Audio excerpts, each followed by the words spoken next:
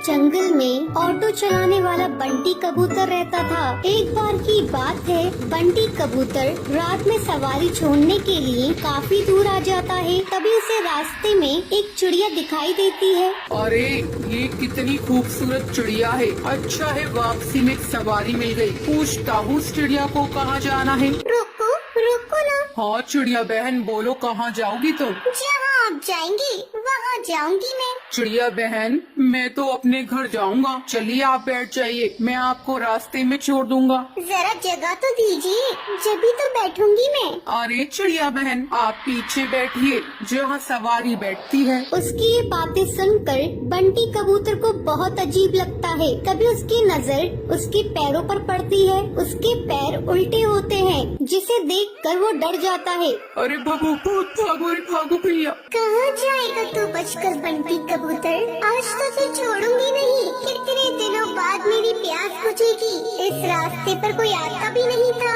अब तू आया है मेरा शिकार। तभी टूनी चिड़िया की आत्मा अपने असली रूप में आ जाती है। वो जोर जोर से हंसने लगती है। कभी वो गायब हो जाती, कभी सामने आ जाती। बंटी कबूतर डर के मारे तेजी से अपना ऑटो भगाता है। वो शीशे में देखता है आत्मा उसका पीछा नहीं कर रही है। वो जंगल के ऑटो स्टैंड पर अपना ऑटो रोकता है। वहीं उसका दोस्त कालू कौवा खड़ा होता है। क्या हुआ बंटी कबूतर, तू इतना घबराया हुआ क्यों है? बंटी कबूतर कालू कौवे को सारी बात बताता है। अरे पागल, इतना सुनहरा मौका हाथ से निकाल दिया तूने। उस चिड़िया की आत्मा का एक पंख तोड़ लेता, वो तेरी गुलाम बन जाती। अरे भाई माफ कर मुझे, मेरी जान बच गई, आज वो ही काफी है मेरे लिए। ये कहकर बंटी कबूतर वहाँ से चला जाता है। कालू कौवा अपने मन में सोचता है, ये तो डरपोक पागल है, इतना सुनहरा मौका गवा दिया। ये पूरे जंगल पे राज करता। चलो कोई नहीं, कल रात में उस जगह जाऊंगा और उस भूतिया चिड़िया का पंख तोड़कर ले आऊंगा।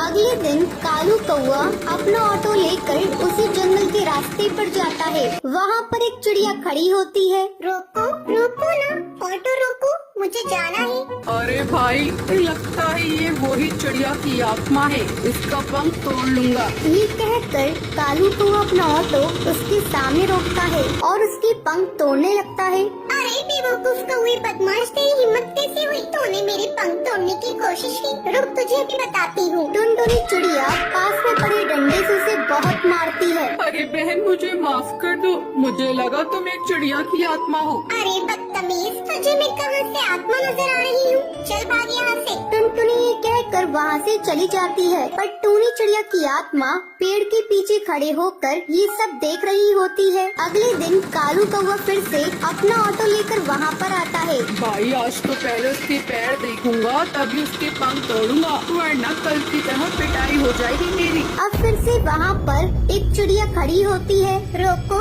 रोको ना ऑटो, मुझे जाना है। कालू कौवा उसके पैर देखता है, उसके पैर उल्टे होते हैं। जैसे ही कालू कौवा उसके पंख तोड़ने वाला होता है, तभी टूनी चिड़िया की आत्मा अपने असली रूप में आ जाती है। डरावनी आवाज़ें सुनाई देती है।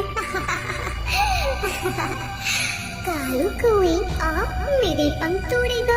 ये ले तोड़ के दिखा। टूनी चिड़िया की आत्मा कभी उसके सामने आ जाती, कभी उसके पीछे। वो उसे बहुत मारती है। मुझे माफ कर दो चिड़िया की आत्मा, मैं आगे से कभी भी ऐसा नहीं करूँगा। मुझे जाने दो, मत मारो। क्यों छोड़ दूं तुझे? तो जैसे मन चाहे बदमाश पक्षियों को मारना ही तो मेरा लक्ष्य है। तुम जैसे लालची पक्षियों को जीने का कोई हक नहीं। तभी वहाँ पर बबलू कबूतर ऑटो में अपनी सवारी बिठाकर वहाँ से गुजर रहा होता है। अरे चिड़िया की आत्मा छोड़ दो उसे, मैं तुमसे विनती करता हूँ। नहीं, मैं इसे नहीं छोड़ सकती। तुम जानते हो, एक बार ऐसे ही मैं इस जंगल से ऑटो में जा रही थी। उस ऑटो वाले ने मेरा सामान लूट कर मुझे जान से मार दिया। जब से जो भी मुझे लालची पक्षी दिखाई देता है, मैं उसे जान से मार देती हूँ। तभी सुंदरी कौवी बोलती है, अरे टोनी चिड़िया तुम सही कह रही हो, तुम्हारे साथ गलत हुआ है, लेकिन तुम भी सही नहीं कर रही हो। ना जाने कितने पक्षियों को तुम मार रही हो। वो सब उसे बहुत समझाते हैं। वो कालू कौवे को छोड़ देती है। मुझे माफ कर दो, तुम सब सही कह रही हो। मैंने अपने इंतकाम पूरा करने के लिए ना जाने कितने पक्षियों के परिवार को तोड़ा है, पर अब नहीं, इस दुनिया में तुम जैसे नेक दिल पक्षी भी होते हैं। ये कहकर वो वहाँ से चली जाती है। टुनटुनी का पति बंटी एक कुली था। वो नदी पार से आने वाले पक्षियों के सामान को इधर से उधर करता था। एक दिन जब बंटी काम पर जा रहा था, तब टुनटुनी उससे कहती है, अजी अपनी सेहत का भी ध्यान रखा करो। सभी किसी न किसी दिन छुट्टी लेते हैं, लेकिन तुम तो रविवार को भी काम करते हो। अरे पगली, अगर काम नहीं करूँगा तो घर कैसे चलेगा? तू तो माँ बनने वाली है, बच्चों का खर्चा बढ़ेगा। अगर काम नहीं करूँगा तो अपने बच्चों को अच्छी जिंदगी कैसे दूंगा? आपसे तो बात करना ही बेकार है। ये लीजिए पोटली, इसमें मैंने रोटी और चावल रख दिए हैं, सब इसे खा लीजिएगा। नहीं टुनटुनी, आज मेरी तबीयत कुछ सही नहीं लग रही है, कुछ भी खाने का मन नहीं कर रहा है। काम से आऊँगा तो खा लूँगा। बंटी बिना खाना लिए काम पर चला जाता है। टुनटुनी को क्या पता था कि बंटी से उसकी ये मुलाकात आखिरी थी। उधर बंटी बेहोश होकर बहती नदी में गिर जाता है और वहीं डूबकर मर जाता है। टुनटुनी भागी भागी अस्पताल जाती है।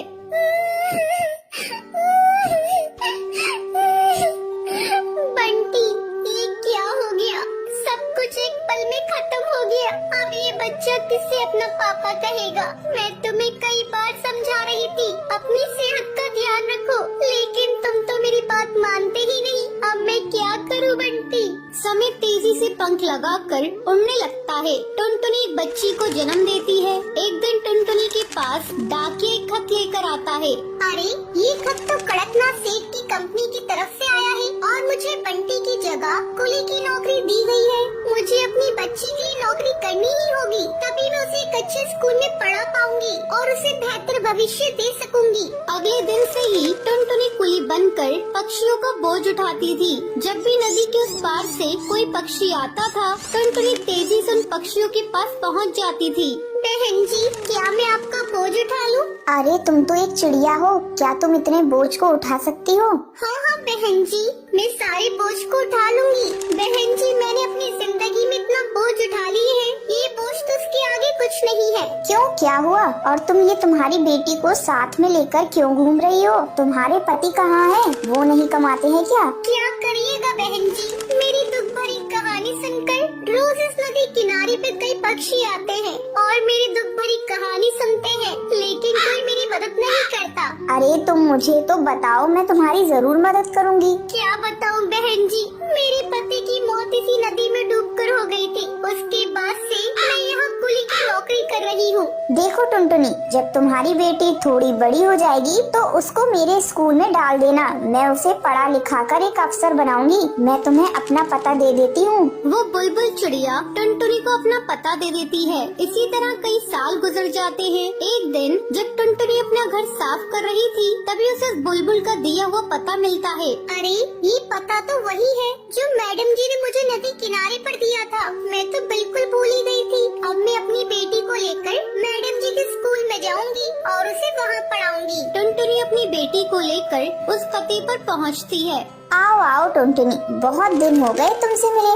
मैडम जी, ये देखिए, मैं अपनी बेटी को अपने साथ लेकर आई हूँ। मैं चाहती हूँ पढ़ लिख कर एक अफसर बन जाए, इसे मेरी तरह जीवन में संघर्ष न करना पड़े। हाँ हाँ टुनटुनी, तुम निश्चिंत रहो, मैं तुम्हारी बेटी को अच्छी तालीम दूंगी। तुम्हें एक दिन इस पर गर्व होगा। टुनटुनी अपनी बेटी का एडमिशन उस मैडम जी के स्कूल में कराकर निश्चिंत हो जाती है। उसे इस बात की खुशी थी, उसकी बेटी को उसकी तरह जीवन में संघर्ष नहीं करना पड़ेगा। तो ये थी आज की कहानी। क्या आपको पता है कालू कौवा बंटी कबूतर से चिड़िया की आत्मा का क्या तोड़ने के लिए कहता है? अगर आपको पता है तो आप हमें कमेंट करके जरूर बताएं। अगर आपको ये वीडियो पसंद आई हो तो इसे लाइक और ऐसी कहानियाँ देखने के लिए मेरे चैनल को सब्सक्राइब करना